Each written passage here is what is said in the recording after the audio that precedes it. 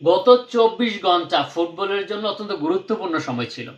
যারা ফুটবলকে ভালোবাসেন, ফুটবল খেলা দেখেন বা ফুটবলের খোঁজ খবর নেন, সকলের চোখ ছিল গত ২৪ ঘন্টায় অনেকগুলো খেলার দিকে। বিশেষ করে যারা বাংলাদেশের ফুটবল প্রেমী আছেন তাদের কথা বলছি। যারা বাংলাদেশের ফুটবল প্রেমী তারা আসলে গতকালকে সন্ধ্যা ৭টা থেকে আজকের সকাল ৯টা পর্যন্ত তাদের খোঁজ খবর সবকিছু ফুটবল কেন্দ্রিক।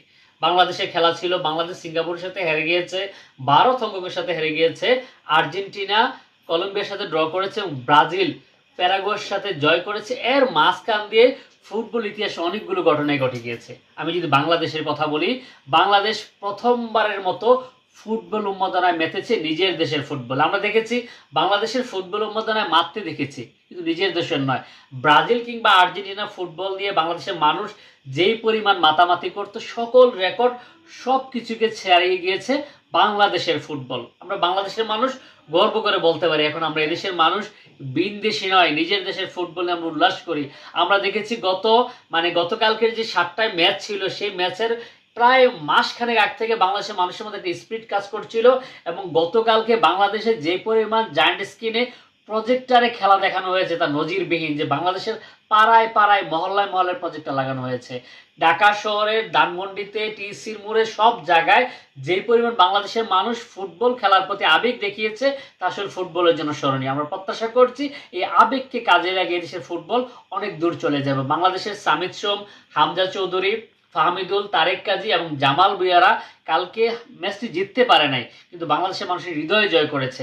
আমি কালকে স্ট্যাটাসে দিয়েছিলাম যে বাংলাদেশ এই ম্যাচে হেরে গিয়েছে, এই ম্যাচ হেরে গেলেও এদেশে ফুটবল জিতেছে। এদেশে ফুটবল যে পরিমাণ মানুষের ভালোবাসা দেখেছে, আমার কাছে মনে হয় আমরা বাংলাদেশ পরবর্তী যে ম্যাচ রয়েছে অক্টোবরে হংকং এবং হংকংয়ের বিরুদ্ধে 2টি ম্যাচ আমরা প্রত্যাশা করব সেই 2টি ম্যাচ জিতে বাংলাদেশ ঘুরে দাঁড়াবে। এই যে এশিয়া কাপের যে বাংলাদেশের যে গ্রুপ রয়েছে, এই গ্রুপে সবার শীর্ষে রয়েছে সিঙ্গাপুর। সিঙ্গাপুর বাংলাদেশের সাথে জয়লাভ করেছে।